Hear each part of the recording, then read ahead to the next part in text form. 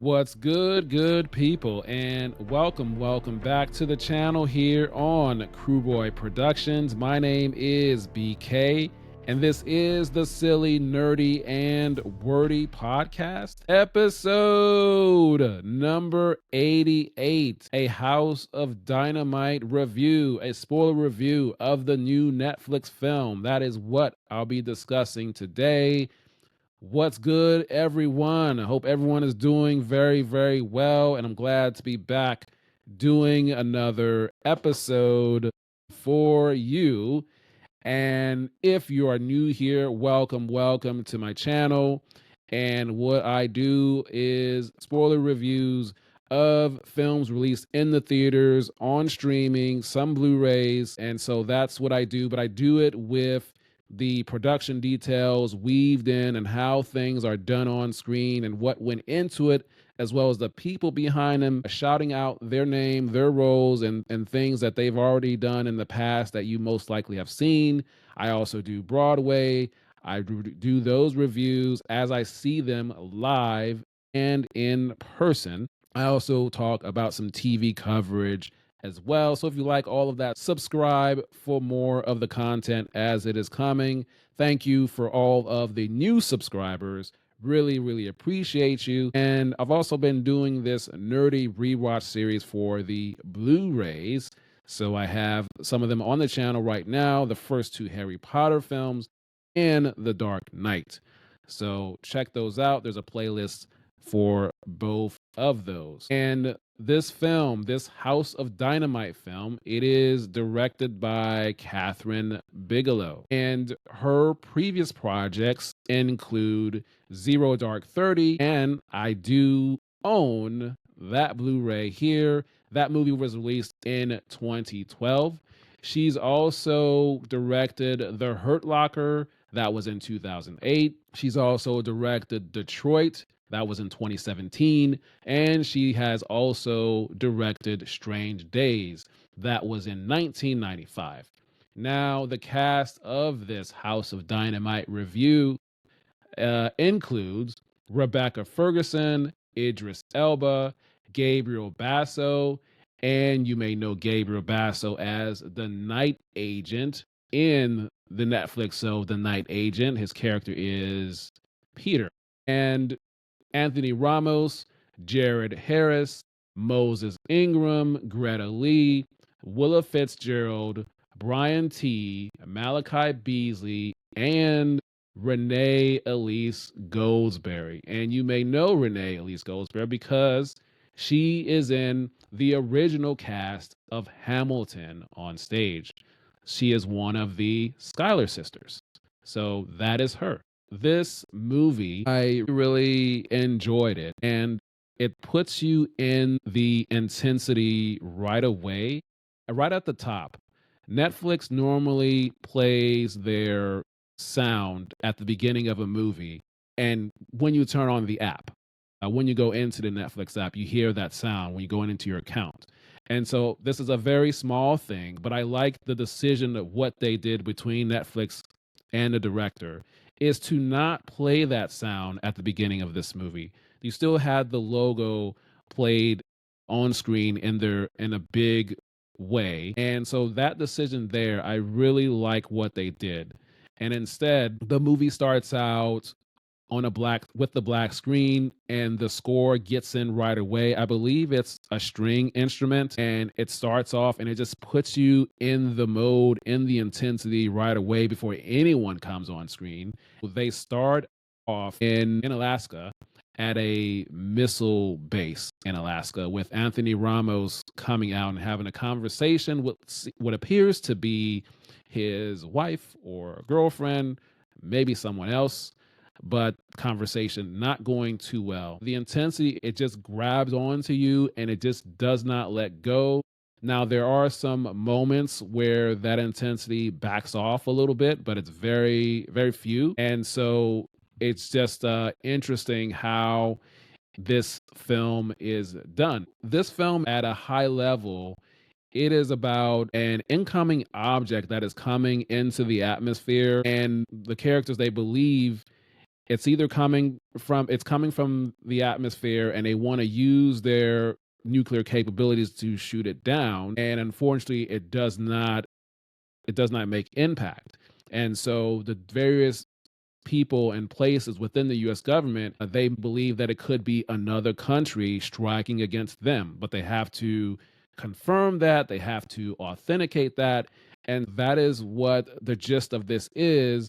And the trajectory of that incoming object is going towards Chicago in this movie. And so what they're trying to do is see how to and when to use their nuclear capabilities. And so that is what is happening throughout this movie. And the structure of this movie, so they do the story, they tell it from different perspectives and different locations and different US strategic locations, some of which all of us know, some of which some of us don't know. And then there may be some that possibly just might just be created for the sake of this movie. So it's telling the perspective that way from different perspectives and different locations through the in-person live and then also through video conference and audio phone.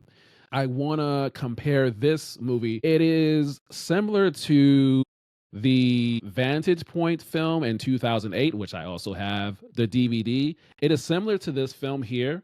This film takes the perspective of 8 perspectives, one story, and as it says, 8 strangers, 8 points, one truth.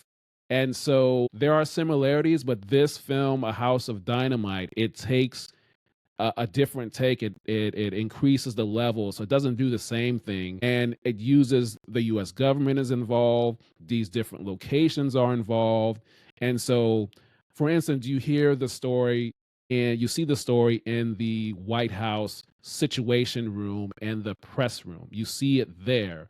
Then they go to these different locations and tell the same story from their point of view, because when they're in the White House Situation Room, they're talking to the different locations, government locations. And so when they get to the other location, you get to see and hear that other end of the conversation that you were seeing on the video conference call or on the audio call. So they did that several times in all of the different locations. The Alaska Missile Base, then they went to the White House Situation Room and the White House Press Room, the Special Operations Room, the USS Stratcom Command Facility, the Air Force Base in Nebraska for the story. Then they went to the Oval Office in Washington, D.C., and a waiting room outside the Oval Office. They went to the Pentagon and then a nuclear bunker in Adams County, Pennsylvania, for the sake of this movie.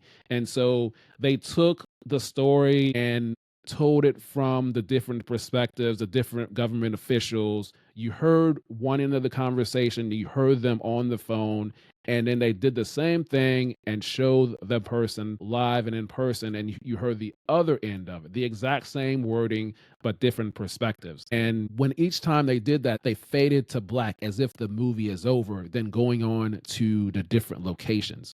So this was just very intense from start to finish. One particular role that I want to shout out is the editor of this film, because cutting this up and getting it together and having a fresh take on this, telling the same story and the 5 or 6 different perspectives, very good, and hats off to the editor. And I want to shout him out, and his name is Kirk Baxter. And some of the previous project that Kirk Baxter has worked on, the editor for this House of Dynamite film, he has done the editing for The Social Network. That was in 2010.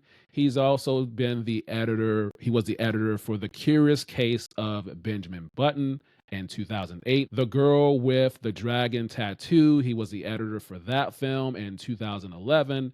And he also was the editor for the House of Cards, the very first 2 episodes, season 1, episode 1, and season 1, episode 2. that started out in 2013. I enjoyed that show very much. Great writing. But he was the editor for the very first 2 episodes of House of Cards. So the way this thing was put together and structured, telling the story from the different points of view, is very key because you're doing the same thing that has been done before in film and in TV, telling the story from different perspectives. But in this case, you are using the US government, you are using those different locations and different roles. You're using video conferencing and audio phone calls, hearing them in person, seeing them in person, and then the other side of that and seeing how they are dealing with it. So just an interesting way of how this film was structured. It just had my attention all the way through. As I skipped to the end of the film, now this was an interesting choice how they ended the film. The US has all these capabilities with these nuclear weapons within this movie. And the way that this film ended didn't really give a definitive ending one way of the other, whether determining if it was another country that was launching their nuclear weapons and launching against them before they launch against the US. And so the movie ends with certain personnels are tagged to be, you could say, important in terms of their roles and what they're able to do, and they all head to a bunker in Pennsylvania. And so you see them going into the bunker in the buses, and then the movie fades to black.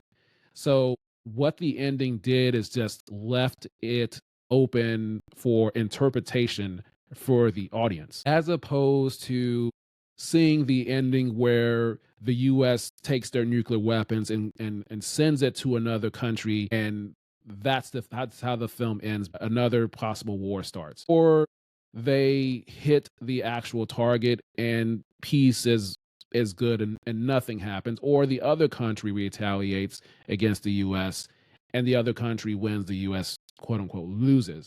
But it doesn't really give that definitive end. So that was just very interesting to me, the way the film ended. And it's just left it open. Some people would probably be upset about it. Some people would be okay with it. I understand the decision of it. So that is the film there. And in terms of the cast, I don't think anybody really stood out to me per se. I think collectively everyone was really, really well. The writing was great. I think this was a whole great ensemble cast. Everyone got a chance to shine in their moment, even the supporting characters as well. And then just going to all of these different locations also. So I really like the film. If you like the intense suspense of the film, almost to the level of a 24, that great show on Fox years ago.